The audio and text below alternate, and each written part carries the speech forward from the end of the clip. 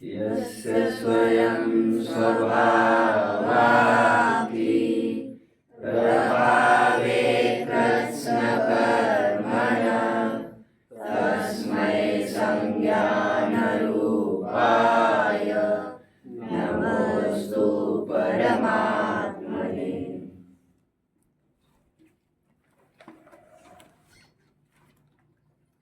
काम करने वालों को तो एक सुराग जितना भी अवसर काफी होता है, वो उसमें से अपना काम निकाल लेते हैं। ऐसी एक दो नहीं, कई घटनाएं हैं जिसमें अमावस्या के ठीक मध्य रात्रि में एक चमत्कार हुआ। चमत्कार मतलब लाइटनिंग, नॉट मिरेकल। नाउ कितने जन फॉलो कर रहे हैं? हाँ, दैट इज ऑल्सो कॉल्ड चमत्कार। चमत्कार मतलब एक लाइटनिंग हुई और उस लाइटनिंग के बीच में ही जो काम करना था कर लिया। जैसे निशाना साधा था शिकारी ने और चमत्कार हुआ, उतने में ही ट्रेस किया टाइगर को, उसी में शूट कर दिया। ऐसे भी आधार है हमारे पास। एक चमत्कार में सुई के आंख से वो धागा पार कर गया। जो ताक में बैठा ही है उसको बहुत समय की जरूरत कहाँ है। ऐसा होने पर भी किन्हीं किन्हीं लोगों को साफ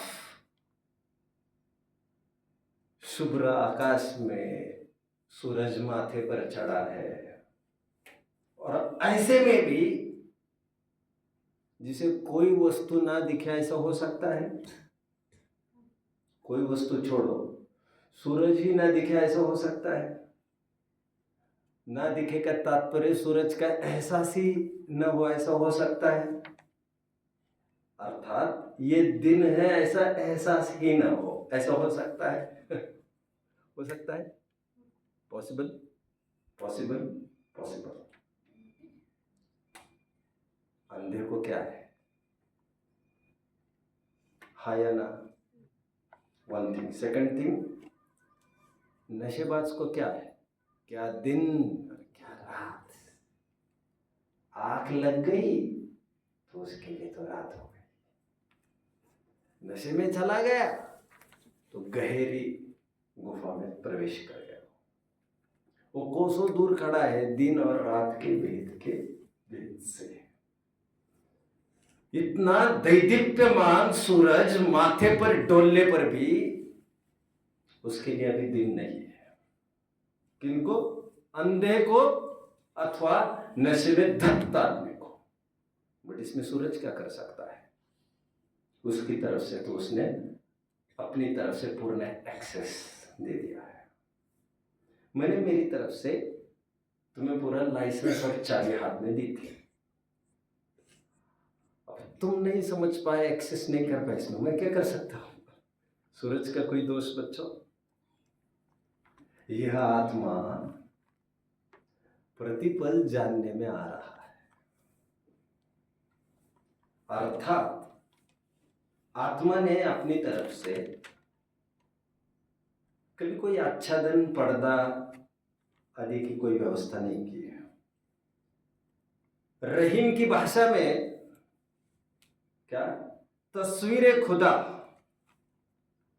बंदे के दिल में है, गर्दन झुकाई देख ली। भक्तों को, सच्चे भक्तों को किसी देहरी की, किसी मंदिर के चौखट चढ़ने की जरूरत कहाँ है?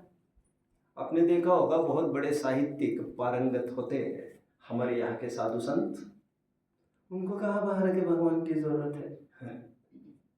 कर्सिव हैंडराइटिंग की नोटबुक्स की जरूरत अभी उनको है जो LKG है, जो अपर KG में आए, फर्स्ट सेकंड में है। अब तो 10वीं में जाकर भी अभी हैंडराइटिंग उनकी ठिकाने ही नहीं आने। टाइम पर, समय पर उन्होंने ध्यान नहीं दिया तो उनकी बात है। और जो पारंगत है उनको तो पेपर भी देखने की जरूरत नहीं है, धड़ाधड़ लिखते रहते। उनसे जो कुछ कराना है, दिखाना है, करते रहिए। वो देखते हुआ है और स्केच यहाँ से देख लीजिएगा आप, यहाँ से वहाँ भी नहीं हिलेगा। ऐसा हो सकता है कि नहीं बच्चों? It's all about proficiency, and proficiency is all about how much you are paying for that. Paying in terms of time, the biggest and costlier contribution you can contribute is by time and not money. कितने जन मुझे follow कर रहे हैं बच्चों? शाबाश। समझना आपको जरूरी है सब, बट थोड़ा कभी इंग्लिश हो जाता है, कभी हायर हो जाता है, तो इसलिए मैं पूछने की आदत है मुझे बीच बीच में। मुझे कोई रोग नहीं है ना, मगर मेरा कोई तकिया कलम भी है बच्चों। तकिया कलम समझते हो? तकिया कलम मतलब बीच बीच में वो आ जाता है शब्द अननोइंगली, आदतन हो जाता है आदमी में। कोई आदतन नहीं, it's all purposeful, it's all meaningful. मैं जानबूझ कर ही पूछता रहता हूँ बीच में। एनीवे, आत्मा ने अपना सर्वस्व दे रखा है। आत्मा जानने में आ ही रहा है, प्रत्येक समय में आ रहा है। अभी जिसे नहीं आ रहा है, जो निगेट कर रहा है इस बात को, जो नकार रहा है इस बात को, कहा आत्मा जानने में आ रहा है, वो दो प्रकार के जीव हो सकते हैं। या तो वो असंगी तक का जीव हो सकता है, मन ही नहीं है, इतनी ग्रास्पिंग कैपेसिटी नहीं है उसके पास, उसकी कैपेसिटी भी चाहिए नहीं। हर एक चीज हर एक जन थोड़ी कर सकते हैं। देने वाले के ऊपर तो है ही देने का, बट लेने वाले की भी कुछ पात्रता है, और वो पात्रता संगी तो होना ही चाहिए उसको। या तो वो असंगी हो, तब भी मैं जानने वाला हूं इस बात को नहीं जान सकता, इनएफिशिएंट है। एक बात। दूसरी बात, दूसरा कौन निगेट कर सकता है बच्चों, जरा प्लीज? शाबाश शाबाश, इनका उत्तर सही है, आपका भी अप्रोच सही है।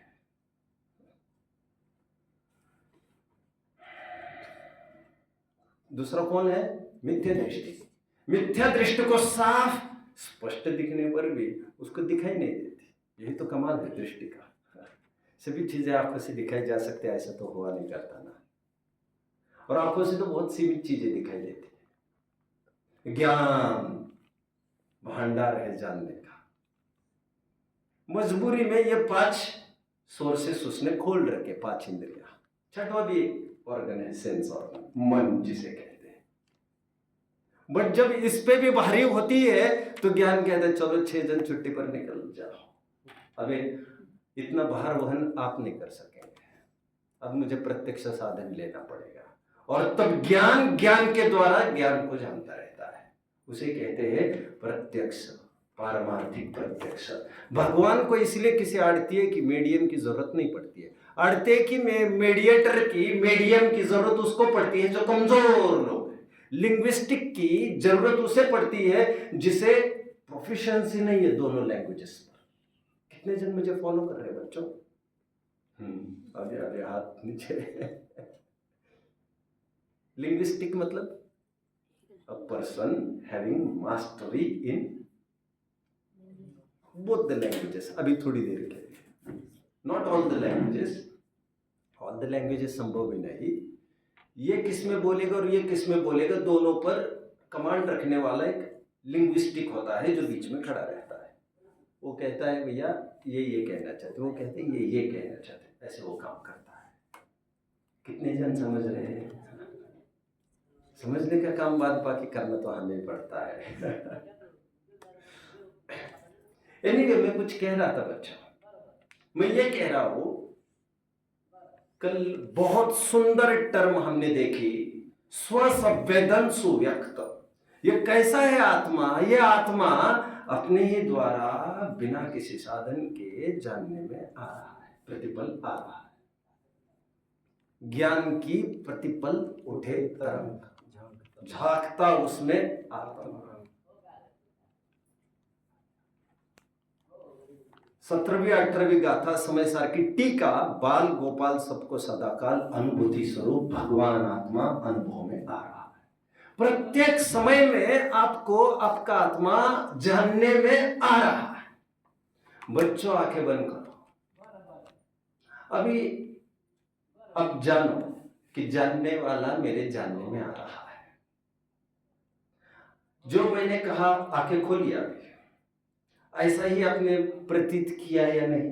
कितने जन ने प्रतीत किया? अंदर हाथ ऊपर करिए। गजब हो गया।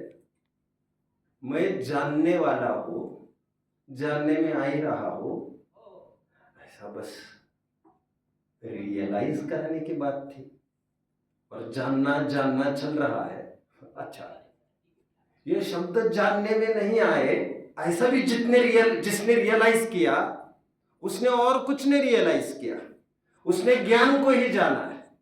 हालांकि अज्ञान को जाना है, बट अज्ञान भी ज्ञान ही तो है, नहीं जानने का ज्ञान नहीं तो है। जाने को, अपनी जाने को तो सब जानते ही है।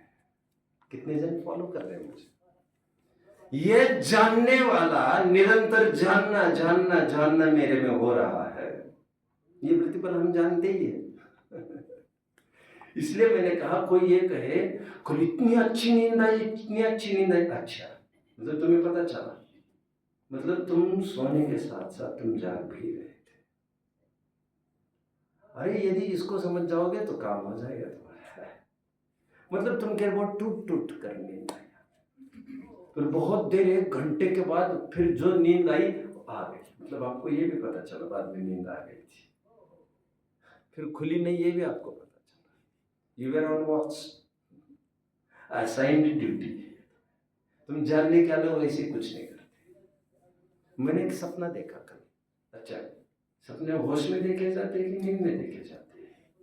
हाँ देखे तो नींद में ही जाते हैं। तो नींद में तुम तो कह रहे हो मैं तो जान रहा था, वही तो कह रहा हूँ, प्रतिपल आप जानते हो, बस जानते हो। कितने जन फॉलो कर रहे हैं मुझे? हर चीज पर आपकी नजर है, बट बात आपके एफिशिएंसी की है, आप कितना जान पाते हैं। सबकी एफिशिएंसी अलग अलग है जानने की। खैर, मैं तो इतना कह रहा हूं, यह मैं जानने वाला इतना जरूर जानने में आता है, और इसको स्वीकार करने का नाम सम्यक दर्शन है, आत्मानुभूति है। बाल गोपाल सबको सदाकाल, अनुभूति स्वरूप भगवान आत्मा अनुभव में आ रहा है। समय सार की 6वीं गाथा की टीका के शब्दों में थोड़ा कॉम्प्लिकेटेड पैच चलेगा, but you can ignore. Ignore मतलब रेफरेंस इग्नोर करो, आशय को ग्रहण करो। रेफरेंस को भी आप जान रहे हो कि नहीं जान रहे हो कि मुझे समझ में नहीं आ रही, ये आप जान रहे हो। इस प्रकार आप रेफरेंसेस को जान रहे हो, आप रेफरेंसेस को बहुत अच्छे से जान रहे हो कि आपको इसका आशय समझ में नहीं आ रहा है। 6वीं गाथा की टीका में कहते हैं, यह आत्मा भिन्न उपासित होता हुआ शुद्ध है। उपास्यमान शुद्ध इति अभिलप्यते। 73वीं गाथा की टीका में समय सार में कहते हैं, I am very sorry complicated patch पे मैं खड़ा हूं।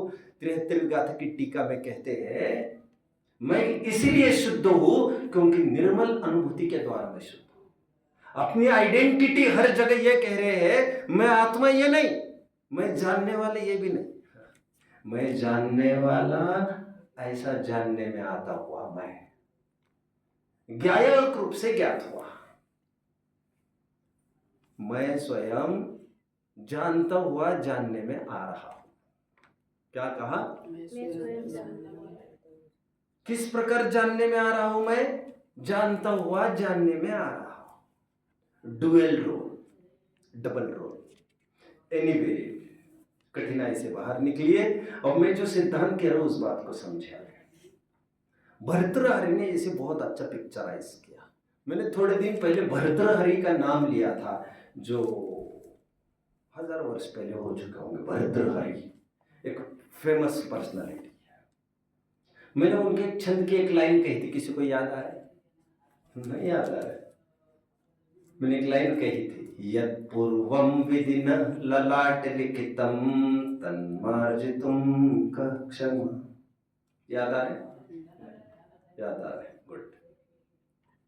उसका अर्थ यह था, ललाट पर लिखी हुई रेखाओं को कौन बदल सकता है, किसमें ताकत है वो मिटाने की? भाग्य, भाग्य, भाग्य की अमिट रेखा है। इस पर मैं काफी बात कर रहा था। जो है नियति में, that will be serve to you. कुछ भी पहले और कुछ भी बाद में नहीं होता, कुछ भी ज्यादा कुछ भी कम नहीं होता, नहीं का होना और होने का नहीं होना ऐसा भी नहीं होता, जो होना होता है वही होता है। That was unexpected for you, क्योंकि that was an unseen paragraph for you. नो लूको अवलोक्यते यदि दिवा सूर्यस्य किं दूषणम्। समझे? मैंने कहा था मैं फिर इस छंद को लेकर आऊंगा, कभी कहा था, लेकिन मैंने 1 आध घंटे की बात की थी, अब मैं थोड़े में समराइज करूंगा। नो लूको अवलोक्यते यदि दिवा सूर्यस्य किं दूषणम्। उल्लू को दिन में नहीं दिखता है, इसमें मैं क्या कर सकता हूं भैया? सूर्य क्या कर सकता है इसमें? पत्रम नैव यदा करीर्विटपे दोषो वसंतस्य किम। कैक्टस देखा ना, कैक्टस करीर करीर, उसे लीव्स होती है क्या? नहीं होती।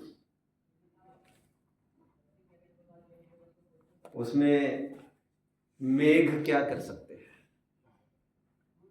उसकी ही अपनी नेचर है, उपादान है। धारा नैव पतन्ति चातक मुखे मेघस्य किं दूषणम्। कुछ समझे? चातक पक्षी होता है, चातक पक्षी, कभी मैंने जिक्र किया है। वो चातक पक्षी आ करके खड़ा होता है और प्यासा है ये 2-3 महीने से, और प्रतिज्ञाबद्ध है, पानी पीऊंगा, माल लूंगा तो ओरिजिनल लूंगा, नो कॉम्प्रोमाइज। सुखी होऊंगा तो अतीन्द्रिय ही होऊंगा, कॉम्प्रोमाइज उसमें नहीं होगा। सुखी होना है, इंडिपेंडेंस चाहिए, but not at any cost, but not at any cost. Gandhi ji का क्या प्रिंसिपल था? इंडिपेंडेंस चाहिए, and that too at the cost of non violence. साधन भी तय है हमारे, कोई फल ही तय नहीं है हमारे। एनीवे एनी हाउ छीना झपटी से ऐसा नहीं चाहिए, ऐसा नहीं चाहिए, रहने तो ऐसे नहीं चाहिए। ना पैसा चाहिए ऐसा, ना मान चाहिए ऐसा, सम्मान चाहिए, ना इंडिपेंडेंस भी चाहिए। वो तो वो बॉस ने कहा था, हमने थोड़ी कहा था freedom is not given it's taken. हमने थोड़ी कहा था, हम तो यही कहेंगे फ्रीडम इज गिवन। कितने जन समझ रहे हैं मुझे? बॉस ने क्या कहा था? Freedom is not given it's taken. But Gandhi ji क्या कह रहे हैं? Freedom is given. हम बाध्य करेंगे उनको छुड़ाने के लिए, बट हम उनके हाथ से छीनेंगे नहीं। दोनों के अपने अपने पॉलिसीज हैं। Let's see whose policy will work. किसका काम असरदार हो सकता है? गांधी जी वाला जो तरीका है उसमें फल लेट मिलता है, बट स्थायी है। बोस वाले में जल्दी फटाफट मिलता है, बट वो स्थायी नहीं है। राइट? एनीवे, मुझे अभी इतना ही कहना है। छंद को रिपीट करूंगा, फिर निष्कर्ष, फिर आगे के श्लोक की ओर बढ़ेंगे। नो लूको अवलोक्यते यदि दिवा सूर्यस्य किं दूषणम्। पत्रं नैव यदा करीर्विटपे दोषो वसन्तस्य किम्। धारा नैव पतन्ति चातक मुखे। यदि एक भी बूंद पानी की चातक के मुंह में नहीं जा रही है, उसमें भैया बरसात क्या कर सकती है? तुम सबको यहाँ हाँ या ना? हम क्या तुम्हारे मुंह में आकर गिरे? तुमने आ किया मतलब क्या हुआ? आत्मा ने अपनी तरफ से पूरे दरवाजे खोल रखे हैं। यदि कोई मैं जानने वाला हूं ऐसा नहीं जानता है, तो वो उसके पर्याय की गलती है। स्वभाव में, नेचर में यह समर्पण है। यह कोई किसी का प्रिविलेज नहीं है। तुम आगे बढ़ो, उठाओ, और जो डेयरिंग होगी जिसमें, वो आगे आएगा और वो उठाएगा। स्वसंवेदन सुव्यक्त की बात, बड़ी सुहावनी बात। इसी पर मैंने केवल स्ट्रेस दिया। फिर से कितने जन समझे मेरे अभी तक के विषय को? ठीक है, किसी को लग रहा है मैं किसी पर बोलूं, किसी विषय पर? नहीं ना। चलते हैं आगे के श्लोक की ओर। दूसरा श्लोक, ये थोड़ा सा धमाकेदार श्लोक है। क्या है इसमें धमाका? ये तो जब धमाका होगा तो पता चलेगा आपको। मैंने तो वार्निंग दे दिया आपको। संयम्य करणग्रामं एकाग्रत्वेन चेतस आत्मानं ध्यायेत् आत्मनैवात्मनि स्थितम्। अगेन, संयम्य करणग्रामं एकाग्रत्वेन चेतस आत्मानं ध्यायेत् आत्मनैवात्मनि स्थितम्। फिर से बोलिए बच्चों। हाँ, संयम्य करणग्रामं एकाग्रत्वेन चेतस आत्मानं ध्यायेत् आत्मनैवात्मनि स्थितम्। अभी आएगा समझ में, अभी आएगा। टू स्टार्ट विथ, इसका शाब्दिक अर्थ के लिए मुझे 15-20 मिनट के बाद आना पड़ेगा। To start with a simple question बच्चों। संयम पहले या आत्मानुभूति पहले? कोई बेस आपके बोलने का? आधार कुछ तो बोलिए। हाँ, जब स्थिरता होगी तब आत्मानुभूति। Listen now. एक तरफ से ये शोर है समाज के एक तबके से, ये एक शोर है, पहले सम्यक तो फिर संयम। ऑब्वियस। कैसे? अरे चौथा गुणस्थान का नाम ही असंयत सम्यक दृष्टि है। चरितमोश लेशन संजम पैश्वरनाथ चचरे। आज की चर्चा मिलती जुलती लगेगी आपको तीसरे श्लोक से, वरम व्रते पदम दैवम। वहां पर व्रत की चर्चा थी, असंयम की चर्चा है। जिन्हें फिर से रिवाइज कराना हो, उनको फिर से उस दिन का श्लोक को पढ़ना, सुनना, समझना चाहिए। उस दिन बताया जा रहा था अव्रत से व्रत बेहतर, क्योंकि नरक से स्वर्ग बेहतर, क्योंकि धूप से छाव बेहतर। रुकने वाले के लिए, नहीं रुकने वाले के लिए क्या छाव और क्या धूप, एक ही बात है। उसके लिए तो उसका गोल ही दिख रहा है। वो तो रुकने वालों के लिए दो चॉइस है, या तो पेड़ के नीचे चुपचाप बैठो, या तो धूप में रहो। और धूप में रहोगे तो जलकर मरोगे, फिर आगे क्या बढ़ोगे? छाव में थोड़ी सी सांस ले लो, थोड़ा सा लू लपट शांत होने दो, देन स्टार्ट रनिंग। पहले बैटरी फिर से रिस्टोर करो, देन स्टार्ट रनिंग। कितने जन समझ रहे? तीसरे श्लोक में हम देख चुके थे।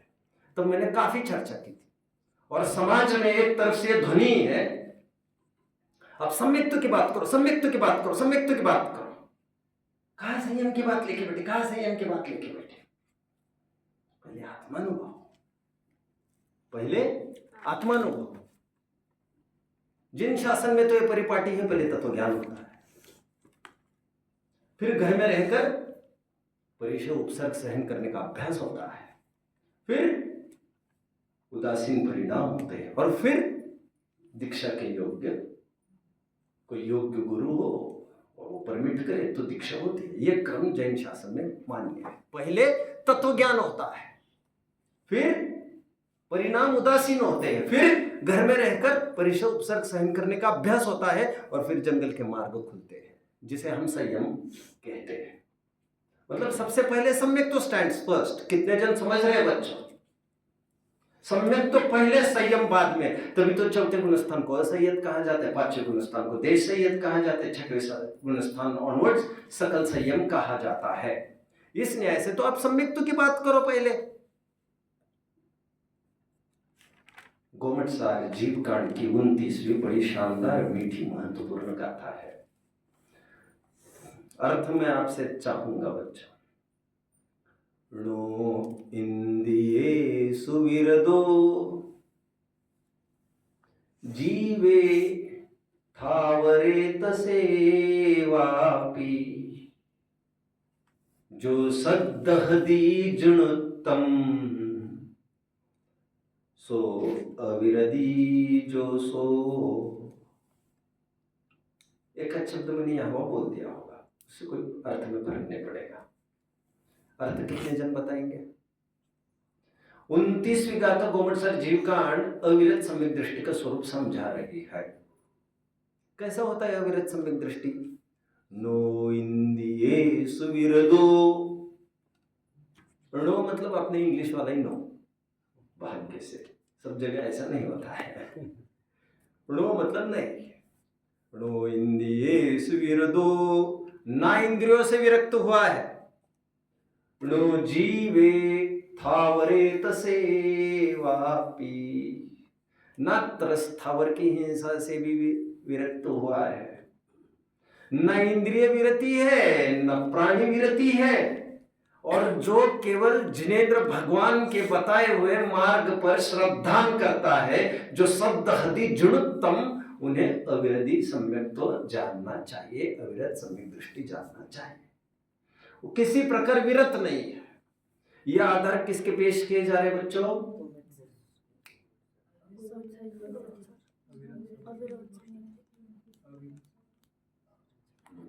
Not satisfactory. बोलो बोलो। ये उनके तर्क में पेश कर रहा हूं कोर्ट में, जो इस पर आग्रह करते सम्यक तो पहले, संयम बाद में। ग्रंथों का आधार भी दे ही रहा हूं, और दिगंबर पूज्य दिगंबर आचार्यों का ही दे रहा हूं। लेकिन कुछ तो फिर ऐसे क्यों कहा बे आपने कि समाज के कुछ हिस्से के लोग ऐसा मानते हैं? समाज के कुछ हिस्से के लोग इसी पक्ष को मानते हैं, मैं ये कह रहा था, और इस पक्ष को बिना स्यादवाद के जानते हैं, समझते हैं। बट व्हाट अबाउट दिस लोग जो आज हमारे हाथ में आ रहे हैं? ये श्लोक क्या कहता है मालूम है आपको? संयम पूर्वक ही आत्मानुभूति होती। जिसने कभी संयम किया नहीं उसको वो आत्मानुभूति का दावेदार नहीं। संयम्य कर्ण ग्राम, संयम करके। कर्ण ग्राम, अभी इसको समझा दो। व्हाट इज कर्ण ग्राम बच्चों? ग्राम मतलब होता है समूह, समूह। कर्ण मतलब और कोई? बहुत बढ़िया, बहुत बढ़िया। कर्ण मतलब कान, और कर्ण का एक अर्थ होता है इंद्रिय। ध्यान रखना एक बात, अक्ष मतलब आंख, बट अक्ष मतलब कभी कभी इंद्रिय के लिए कॉमन वर्ड है। कर्ण के कई अर्थ है। कर्ण का एक अर्थ कान होता है, लेकिन कर्ण का एक अर्थ इंद्रिय मात्र होता है। इन्हीं इंद्रियों को कर्ण कहते हैं, ये आपको पता होना चाहिए।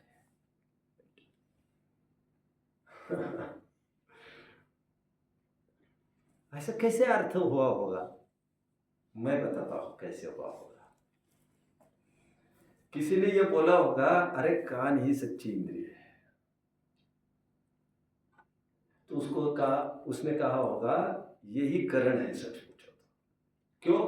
जिसे कान मिला नहीं वो इनवैलिड है। Invalid of what? पांचवी इंद्रिय वही है, फाइनल इंद्रिय, सबसे पावरफुल, वही अधिकारी है। श्रोत्रेंद्रिय वाला ही अधिकारी है सम्यक दर्शन का। कितने जन फॉलो कर रहे हैं? सबसे प्रबल इंद्रिय है हमारे काम की इंद्रिय, काम की।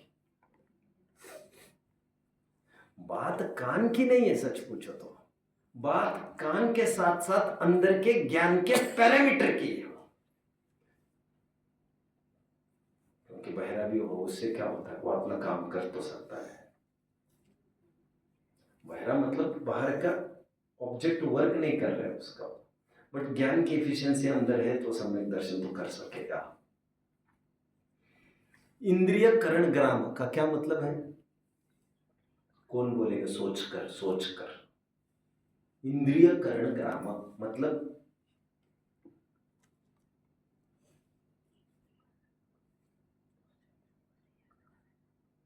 सब कुछ तो बोल दिया यार, अभी तो कुछ रखा भी नहीं था। थोड़ी तो लाज रखो यार, आपकी नहीं मेरी।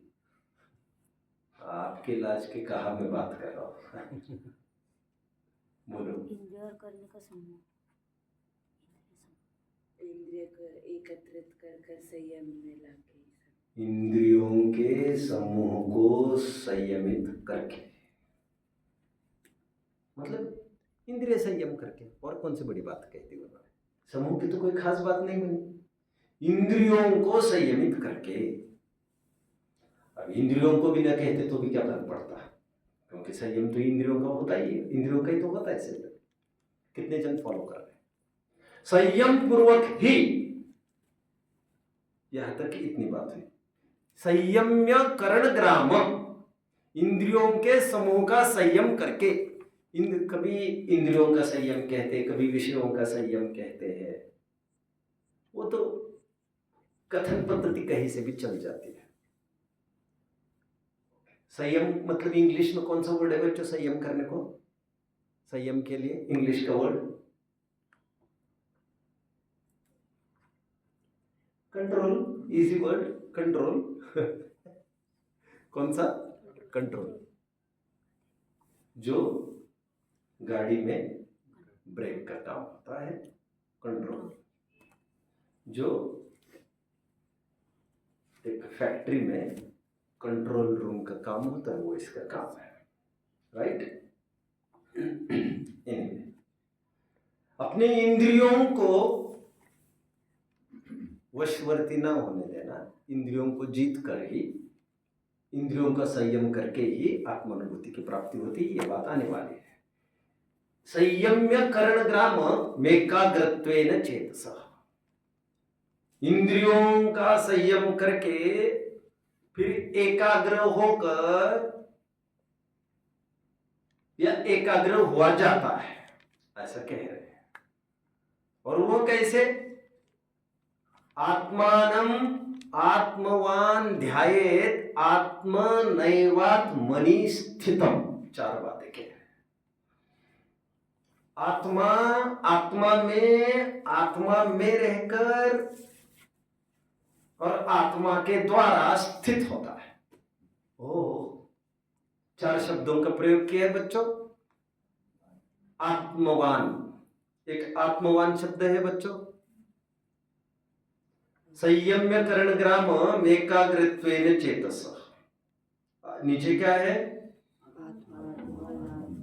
आत्मानम आत्मवान ध्यायेत आत्मनैवात्मनि स्थितम। चार शब्द देखो, आत्मानम, आत्मवान, आत्मनि,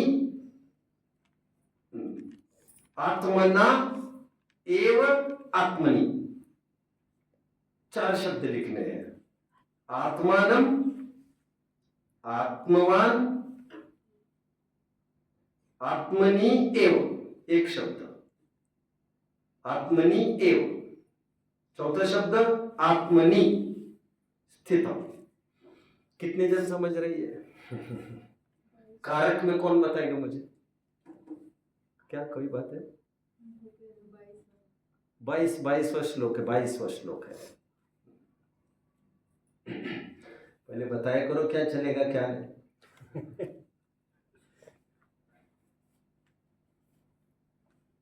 चार कारक की बात आई बच्चे इसमें। क्या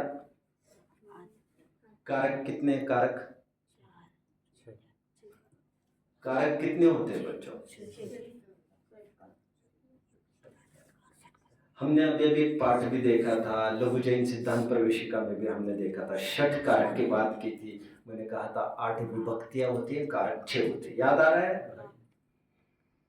उसमें से ये कौन से कारक है चारों, कौन बताएगा? आत्मनाम, आत्मवान, आत्मानम, आत्मनि एव या आत्मनि एंड आत्मना, आत्मना, 4 हो गए। बताओ जरा मुझे कोई टर्म बताओ और वो कारक बताओ, जल्दी बताओ। आत्मवान करता। आप मुझे आज का प्रवचन 2 बार लिखकर बाद में दिखा देना, सब proper word to word, 4-5 pages आराम से बनेगा वो। Don't fight, that is the spirit.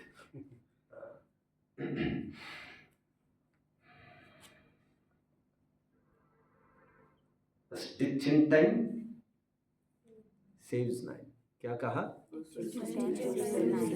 समय पर ही वो काम कर लेना चाहिए, नहीं तो बाद में दुगना समय जाता है, मगजमारी अलग। चलो कहाँ तक आया मैं? आत्मवान कर्ता कारक, आत्मानम कर्म कारक। आत्मा ने आत्मा को, आत्मनि, आत्मा में, आत्मना, आत्मा के द्वारा। समझ रहे हैं? आत्मा ने आत्मा में रहकर आत्मा के द्वारा आत्मा को जाना। आत्मा आत्मा आत्मा आत्मा।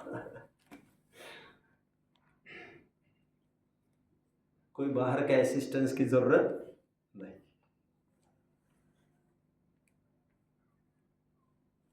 ये क्या दिखाता है बच्चों?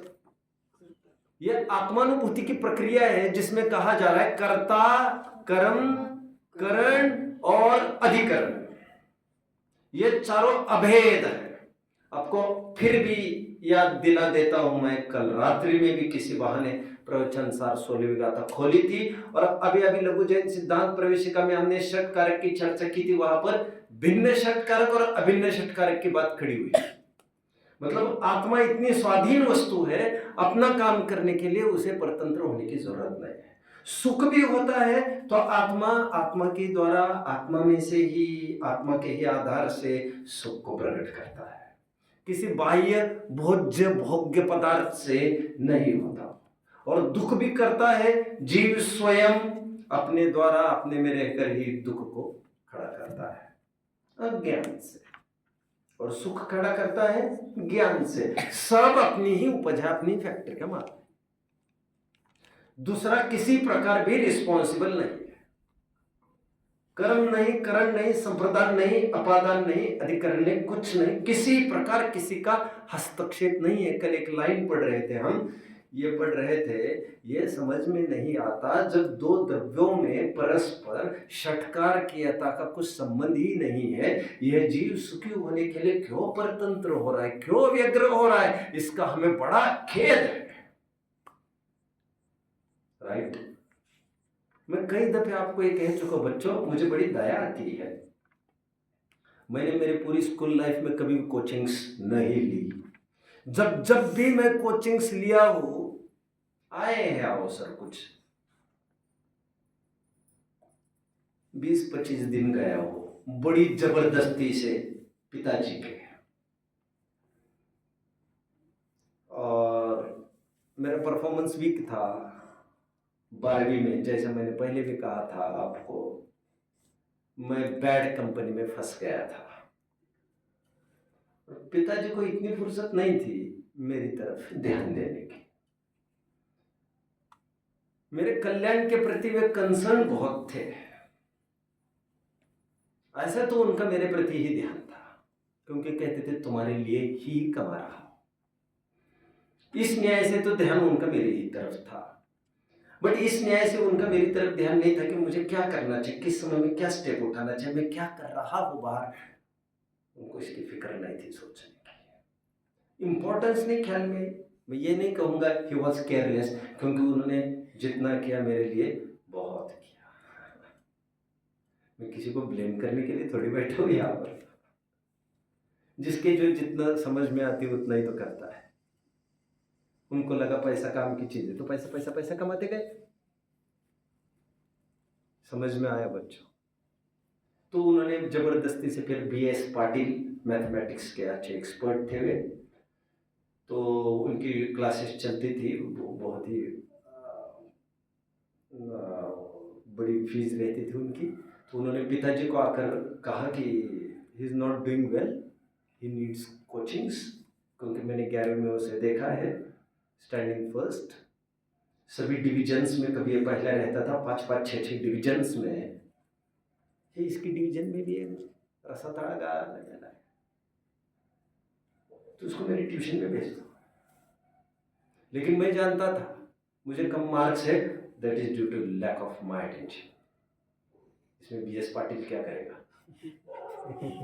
अरे मेरी इतने औकात है, BS पाटिल के बिना ही काम करना होगा। फिर मैं 20-25 दिन गया, फिर मैंने वहाँ से हट गया। मैंने कहा नहीं, और फालतू समय पिटता है, ऐसा नहीं। पिताजी ने भी ज़्यादा आग्रह नहीं किया, ठीक है देख लो तुम्हें जैसे करना है। आजकल माता पिता कितने डरते हैं बच्चों से, तो आप तो जानते हैं बच्चों। तो मुझे आज भी याद आता है। फिर रिजल्ट के बाद वैसे ही शेयर कर रहा हूँ मैं आपसे, आपका बहुत काम की चीज़ नहीं है। रिजल्ट के बाद वहाँ पर मैं किसी कारण से कॉलेज गया था। वहाँ पर BS पाटिल गुजरे सामने से, मैंने एज यूजुअल किसी को कोई पहचान देना बहुत ज़रूरी नहीं समझा। तो फिर वो लौट कर आए मुझे देखकर, फिर मेरे कंधे पर हाथ रखकर बोले, मुझे पता चल रहा है हमको तो बहुत अच्छे मार्क्स आए हैं। अच्छे थोड़ी है, 145 आउट ऑफ 50 ये ज़्यादा थोड़ी होते हैं। मैंने कहा लिटरली मेरे लिए ज़्यादा नहीं थे, बट मैं जानता था क्या कोई बात है। हाँ, 145 आउट ऑफ 50 मतलब 150 में से 145। लोग उल्टा बोलते हैं, मैंने सुल्टा बोला है, आप समझ रहे हो? तो मैंने क्या कहा? आउट ऑफ 50 बोल रहे हो क्या? ओ, आप कह रहे तो आप सही कह रहे हो। आउट ऑफ 150 इतना तो समझ रहे हो ना बच्चों? कोई बात नहीं। मैं तो क्या कह रहा था, मैं ये कह रहा था ये पक्की बात है बच्चों, जितना भी बिगाड़े हो मेरे कारण है। और लेकिन ऐसे अंडरस्टैंडिंग चाहिए हमको, ट्यूशन चाहिए, कोचिंग चाहिए, ट्यूटर चाहिए, कोच चाहिए। अरे क्या बात करते हो तुम? मुझे तो लिटरली वेस्टेज ऑफ टाइम लगता था। कॉलेज में भी, इंजीनियरिंग में तक बिना कॉलेजेस वगैरह अटेंड किए केवल कमरे पर मैं सब कर लेता था। कोई कहेगा सब जन थोड़ी कर सकते, मैं कह रहा हूँ सभी जब मैं ही कर सकता तो आप क्यों नहीं कर सकते? मैं तो ये कह रहा हूँ आपको, तो स्कूल भी अटेंड करते हो यार। कुछ नहीं, पहले तो ये समझना चाहिए आपको कि मैं समझ का पिंड हूँ। कोई भी चीज़ लिखी मेरी बुद्धिमत्ता को सामने रखकर ही पुस्तक वालों ने डिजाइन की, कुछ भी डिजाइन किया। किसी को 2 बार पढ़ के, किसी को 10 बार पढ़ के, वो तो अपना इट्स मैटर ऑफ आपका कितना कॉन्सेंट्रेशन, उसका मैटर है, बात की बुद्धि की भी नहीं है। ठीक है, एनीवे मैं क्यों कह रहा हूँ इतना सारा? जो भी काम होना है उसके लिए जिम्मेदारी पूरी मेरी, 100% मेरी जिम्मेदारी है। ऐसा समझे बिना you won't stop relying on others. तब तक आप दूसरों पर डिपेंडेंट होना नहीं छोड़ेंगे। 4 बातें कह रहे हैं यहाँ पर। आत्मा में रहकर आत्मा के द्वारा आत्मा को जानता है। अभिन्न षटकारक की बात चल रही है बच्चों, जो प्रवचन सार की 16वीं गाथा थी, कर्ता कर्माधिकार में जो 73वीं गाथा कह रही है, और फिर 62वीं गाथा पंचास्तिका संग्रह की भी कह रही है अभिन्न षटकारक की। राग द्वेष भी पैदा हुआ उसका कर्ता में, कर्म में, करण में, संप्रदान में, अधिकरण में, अपादान में, सब मेरी जिम्मेदारी है।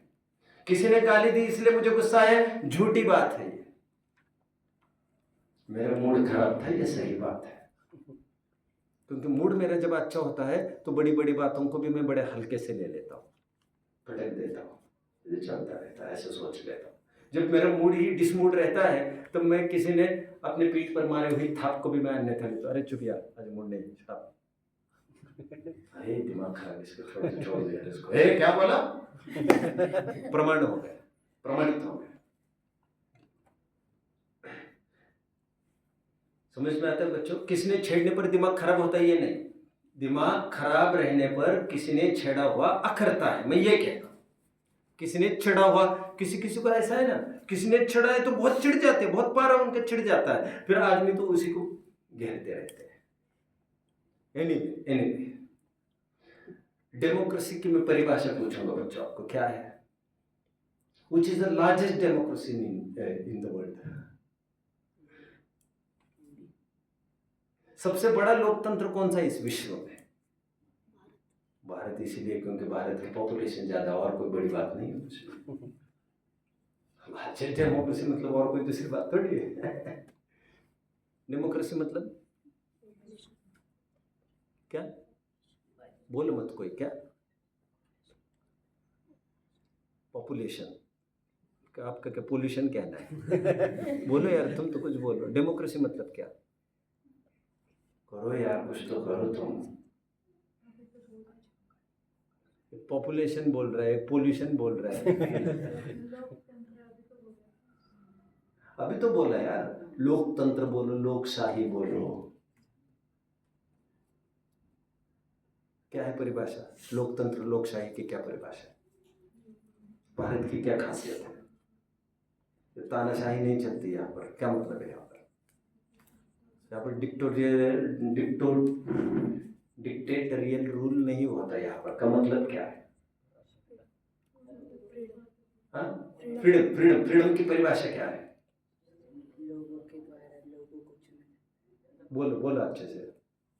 By the people for the people. By the people, for the people, of the people.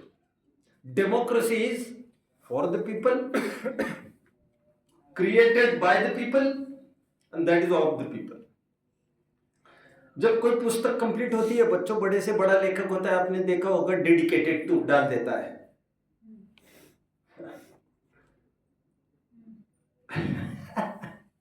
किसी ने डेडिकेट पुस्तक लिखी और डेडिकेट किया, मैं मेरी पत्नी को डेडिकेट कर रहा हूं।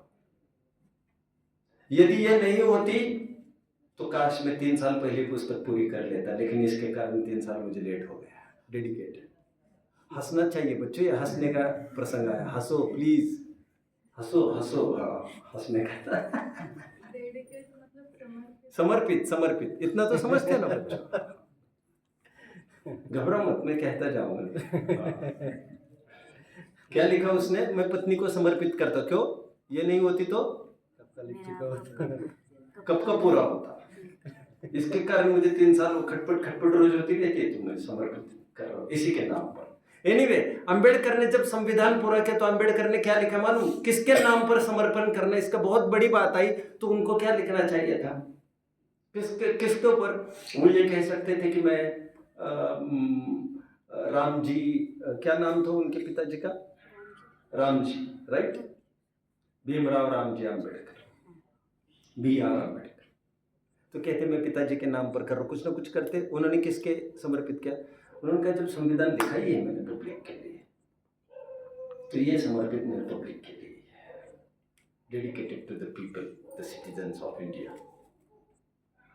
अभी तुम्हारे हवाले संविधान साथियों, तुम्हें को चलाना है। जब भी सिंहासन पर गलत आदमी बैठेगा, आप ही उसको टोकोगे, आप ही उसको नीचे उतारोगे, आप ही के हाथ में सब कुछ, जनता की अदालत है। एनीवे, मैं क्यों कह रहा हूं इतना सारा? कैसी है लोकशाही की, क्या व्यवस्था है? कौन चुनेगा लीडर्स को? कौन चुनता है? प्राइम मिनिस्टर को कौन चुनता है? मैं चुनता हूं। मैं, हाँ या ना? किसके लिए? मेरे सेवा के लिए, मेरी सेवा के लिए मैंने तुम्हें यहां बिठाया है। ऐसा बोल मत देना किसी को, समझ में आया? क्योंकि बोलने की जरूरत नहीं, वो जानता ही है। आत्मानुभूति की सिंपली परिभाषा क्या ये है? आत्मा, आत्मा के द्वारा, आत्मा में रहकर आत्मा को जानता है। बट कैसे? इंद्रियों को संयमित करके जीव आत्मानुभूति को प्राप्त होता है, इतना सच्चा है।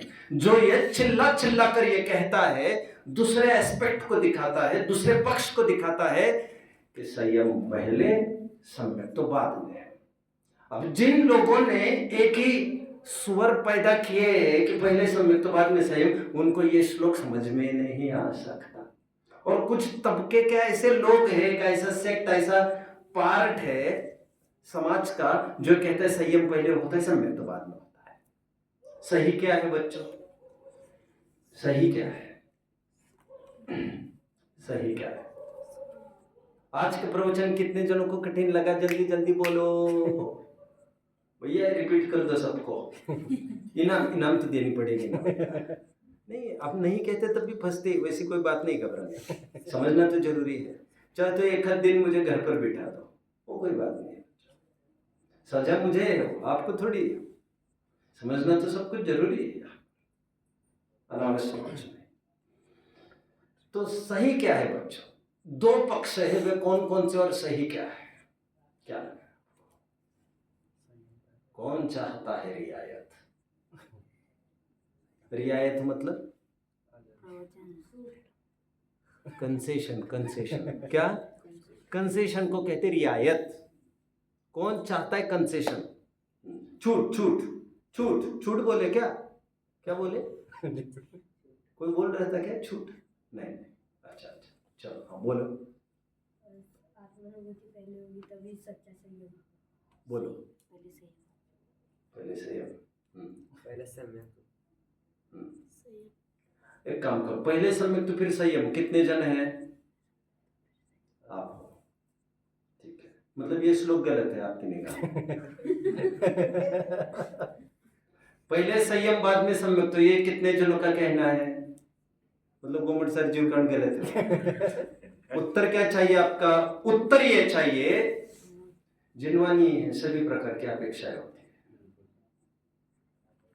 कभी नेहरू जी को दुलारा जाता है, कभी गांधी जी को दुलारा जाता है। तारीख तय करती है, वो 14 नवंबर है या 2 अक्टूबर है, वो तय करेगी हम किसका नाम लेंगे। स्यादवाद का पक्ष है, कभी कैसा बोला जाता है। फैक्ट क्या है? ये फैक्ट की ही तो बात है, झूठी बातें थोड़ी होती कोई ग्रंथ में। लेकिन कर्णान योग से जो एग्जैक्टली परमार्थ कथन ये माना जाएगा, अभ्यास रूप संयम पहले होता है और टैग उसको 2-3 कषाय चौकड़ी हटने पर लगने लगता है। एक कषाय चौकड़ी हटने मात्र से टैग कर्णान योग नहीं लगाता। कर्णान योग ये कहता है बाहर से कुछ दिखे छूटा जैसा तो हम उसे संयम कहेंगे, ऐसे अपेक्षा है। तो दोनों प्रकार की अपेक्षा समझना चाहिए। कोई पहले संयम बाद में सम्यक तो कहे तो हा हा हो नहीं करना चाहिए। वो भी किसी ग्रंथ की बात कर रहा होगा, सोचकर जहां जो अपेक्षाएं है वो समझ लेना चाहिए। 2-3 मिनट ले लूंगा वैसे आप लोगों के।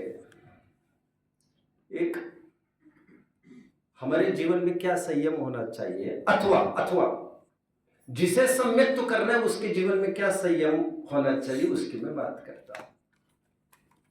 जिसने सम्यक तो ग्रहण किया है उसके जीवन में क्या चाहिए, अथवा जिसे सम्यक तो ग्रहण करना है क्या चाहिए। मुझे सहजता में एक विकल्प आया बच्चों। कल एक जन ने मेरे पास एक वीडियो भेजा। वैसे I am least interested in listening, मुझे इंटरेस्ट बिल्कुल नहीं है सुनने का, मुझे इंटरेस्ट है पढ़ने का। ग्रंथों को ही पढ़ता हूं। जिनवानी की सेवा कर रहा हूं, माँ की सेवा कर रहा हूं। यार तुम नाराज मत हो, मेरी इंद्रिय की कमजोरी में कह ही तो रहा हूं। मैं पढ़ने में फटाफट अचीव कर लेता हूं। सुनना मैं पसंद नहीं करता। और सुनने में भी ये है ना, जब मूल ग्रंथ मेरे पास है मैं उन्हीं को क्यों नहीं ऑप्ट करूं, आचार्यों को ही डायरेक्ट क्यों नहीं लिंक साधूं। मुझे क्यों किसी आड़ती की जरूरत पड़े, क्यों बात दे के आ जा रहा है मुझे लकड़ी लेकर चलने के लिए, चश्मा लगा कर देखने के लिए। सीधा मेरे पास है ना एफिशिएंसी। कितने जन फॉलो कर रहे हैं मुझे। किसी ने भेजी जाने माने विद्वान है, वे मैं नाम भूल रहा हूं अभी, जो साफ ये कह रहे हैं चाय पीने में चाय छोड़ने योग्य ही नहीं है। ये उनकी लाइन है। हजारों फॉलोअर्स है, हजारों व्यूअर्स है उनके। अब आप समझ रहे हो पत्थर की नाव में कितने जन डूबने वाले हैं। हमें कोई जलन नहीं है, हम भक्तों के भगत है भी नहीं। क्या कहा मैंने? भक्तों के भगत है भी नहीं। हमारे कितने भगत है ये टोटल वाला स्वयं उसकी भक्ति में ही उलझ रहा है। हमें कोई मतलब नहीं, हमारा मार्ग अकेले का ही हम जानते हैं। हमें आश्चर्य होता है जब हमारे पीछे पीछे कोई आता दिखता है, क्योंकि कठोरता का मार्ग तो है ही इसमें। कोई साधारण लल्लू लोगों का काम नहीं। क्या कह रहे वे? चाहे तो छोड़ने योग्य ही नहीं। आगे क्या कह रहे सुनिए बच्चों, वे ये कह रहे हैं, मैं आपको भी कह रहा हूं बच्चों, मेरे सहित किसी भी विद्वान को आपको ब्लाइंडली एक्सेप्ट नहीं करना चाहिए। मैं तो उस दिन की राह देख रहा हूं जब आप मुझे चैलेंज देंगे। ऐसा हो नहीं सकता कहेंगे, बड़ा भी टाइम लगेगा, शायद 3-4 साल में वो हो जाए तो बड़ी बात है। मजा आ जाता था मंगलाचरण में, मजा आ जाता था। एनीवे हो जाएगा। तो कह रहे ये तो छोड़ने लायक ही नहीं है। आगे तर्क क्या दे रहे, विद्वानों के दिमाग में क्या घुस गया क्या मालूम, बोल रहे ये अच्छी चीज है चाय। तो क्या है बच्चों? अच्छी मतलब ड्राई पाउडर हुई है, अभी उसमें कुछ रहा नहीं है, ऐसे भी कह रहे। आपको क्या लग रहा है बच्चों इसमें? क्या कहना है इसमें? एक युगल जी विद्वान थे बच्चों, एक थे युगल जी। आप तो जानते भी नहीं उनको। यूपी में सहारनपुर में रहते थे वे। कोटा जुगल किशोर नाम था उनका, जुगल किशोर मुख्तार। अब मुझे बोलने दो भैया, शांत, किसी की भी नाम मत लो। एक युगल जी थे जो सहारनपुर में रहते थे। उन्होंने लेख, मैंने अध्ययन तो खूब किया है बच्चों, इसमें तो कोई बहुत शक नहीं है। तो उसमें एक लेख उन्होंने प्रेषित किया था। ये लगभग लेख है 125 वर्ष पहले का। ये लगभग 1910 का लेख है। मतलब कितना साल हो गए? ओ माय गॉड, हो गया लगभग 125 वर्ष पहले का लेख है। उसमें उन्होंने सब जगह ये कहा, आलू प्याज भक्ष्य है, भक्ष्य उबालने के बाद वे अच्छित होते हैं। अच्छित उबालने के बाद तो दुनिया अच्छित होती है, मांस भी अच्छित होता है भैया। अब मैं मांस में ज्यादा घुसना नहीं चाहता। उन्होंने क्या सिद्ध किया बच्चों? आलू प्याज भी उबलने के बाद अच्छित हो जाता है, वो कुछ नहीं रहता। और उन्होंने आग्रह से उनको जाने माना विद्वान माना जाता था समाज का। तो इस पत्थर की नाव ने क्या किया, एक आइलक को पटाया, फिर आइलक भी बातों में आ गया और आइलक को स्वयं उन्होंने आहार दान के रूप में आलू दान दिया। ओहो, क्या हो गया यार, इसको कुछ समझा। और धड़ल्ले से फिर ये कहकर कि देखो मुनि वर्ग में, और फिर काफी मुनि लेने लग गए मेरठ मुजफ्फरनगर इस पार्ट के। धड़ल्ले से सब चलने लग गए, अचित। विद्वानों के नाम पर धोखा नहीं होना चाहिए बच्चों।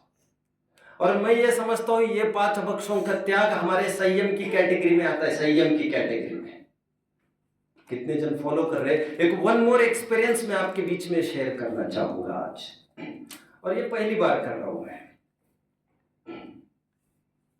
कल का वीडियो आया तो मैं नाम भूल रहा हूँ विद्वान का, वो चाय वाय की बात कर रहे थे, उसमें और कुछ बातें कर रहे थे जो बड़ी ऐसी। एक बार की बात है, मैं जब मंगलायतन गया था तो एक बार की बात है, पवन जी भाई साहब ने मुझे रात्रि में एक बार बुलाया 5-7 विद्वान के बीच में। रात के 10 बजने को आ गए थे और हार्डली ऐसा प्रसंग बनता था कि मैं कभी किसी ग्रुप में रहा हूं।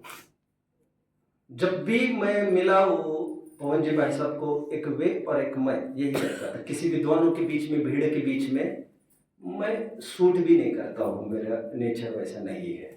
लेकिन कोई प्रसंग था कि वे चाहते थे कि इसी पर सभी जन चर्चा करें। 9:30-10 बजे उन्होंने सबके लिए चाय ऑर्डर की। रात की बात मैं कर रहा हूँ। चाय पानी का कार्यक्रम संपन्न होने के बाद मैं इतना अनईजी फील होने लग गया। तो मैंने सबके बीच में वहां पर कहा, मुझे बड़े हैरानी की बात है कि मेरे सामने आज ये सब हुआ। मेरा घात किया ऐसा मुझे लग रहा है। मेरे छाती में किसी ने खंजर भोंक दे ये लग रहा है, क्योंकि मेरे सामने बस आप लोगों ने पिया है। इतना भी मैं समझता हूं कि मेरी डिग्निटी को एक थ्रैश है बहुत बड़ा। और बड़े माने जाने विद्वान थे सभी जन, वहां पर 5-6 जन बैठे हुए। मैं आज यहाँ पर नाम बोलूंगा उनके तो कई जनों के दिलों के दिमागों के सिंहासन गड़गड़ गड़गड़ गड़ हिलकर रफा दफा हो जाएंगे। मैं नाम नहीं लूँ, यही बेहतर है।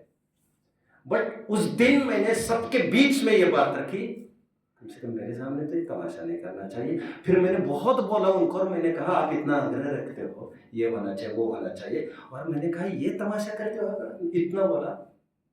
पवन जी भाई साहब एक बहुत अलग ही पर्सनैलिटी थी। एक वो दिन था, उन्होंने तुरंत बोल दिया इसके बाद ये कभी नहीं होगा। फिर उन्होंने हमेशा हमेशा के लिए चाय को अपने जीवन से विदा कर दिया था। और कल्पना बहन जी उनकी आइडियल आइकॉन रही है।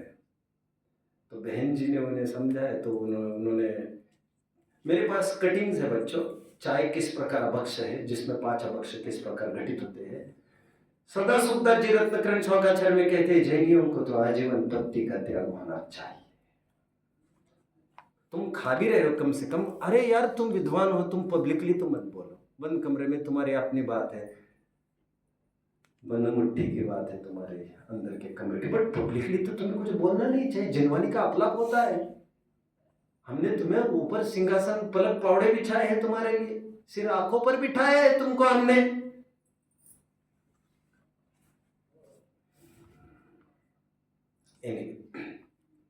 संयम हुए बिना।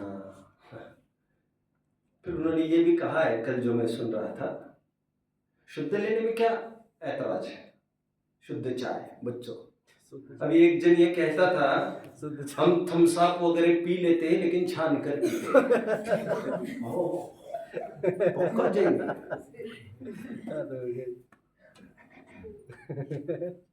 क्यों, क्या कहना आपका? ठीक है, संयम के बिना आत्मानुभूति होती नहीं। यहाँ पर संयम का तात्पर्य सदाचार लेना चाहिए। ओम